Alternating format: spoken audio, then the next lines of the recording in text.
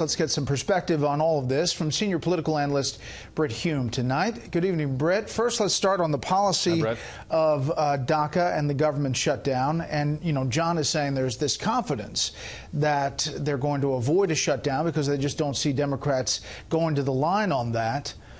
Don't know if that's the case with 4 business days left.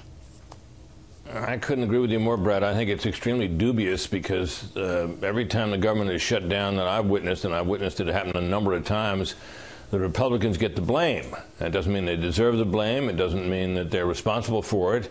But it does mean that people who seem to suspect, and not incorrectly, that the Democrats are kind of the party of government and the Republicans are not, and that if anybody's responsible, it's going to be the Republicans. It's happened every single time that there's been a shutdown. So the Republicans have often recovered from the damage that you can see in polls afterwards, but it's always hurt them. And it's not clear to me that in the age of Trump, with his unpopularity being as high as it is, that if there's a government shutdown, even though the Democrats would be doing it, it will be alleged to protect illegal aliens. That's a good talking point politically.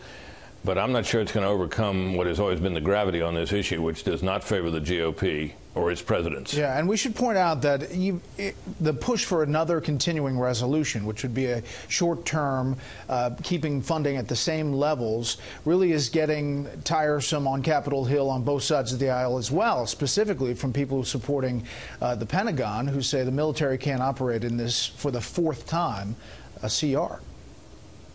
That's right, and of course there's a tremendous dispute about whether if you're going to blow the spending caps, which are what have restrained military spending on that side, whether you don't also have to do that on the domestic side.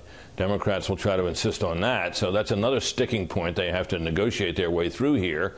There doesn't seem to be a widespread disagreement that the Pentagon needs the money.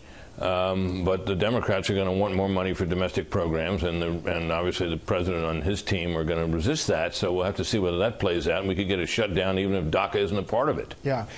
Lastly, on all of the coverage on this meeting, this Oval Office meeting, what was said, what wasn't said, and the coverage of the president, the charge that he's a racist, and then to see the president say, no, I am not a racist, in response to a question. It's all been quite something to watch.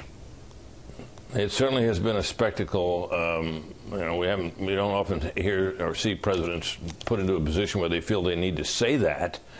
But this president may be clumsy with his comments and crude and insulting at times of other countries, and sometimes it would seem of certain people. That does not, in my judgment, make him a racist. But, you know, it seems at this point that his critics will throw almost anything they can find at him. I remember a couple of weeks ago, he was crazy, insane, and needed to be tested. And before that, of course, he was a traitor because he was colluding with Russia, and on it goes. Now, not for the first time, we're back to his being a racist. Look, I think the president would do well to tailor his remarks more carefully on issues where race might be imputed to him, or racism might be imputed to him. But I don't think the case has yet been made that he's a racist, but here we are. Yeah, it's been something to cover. Brit, as always, thank you.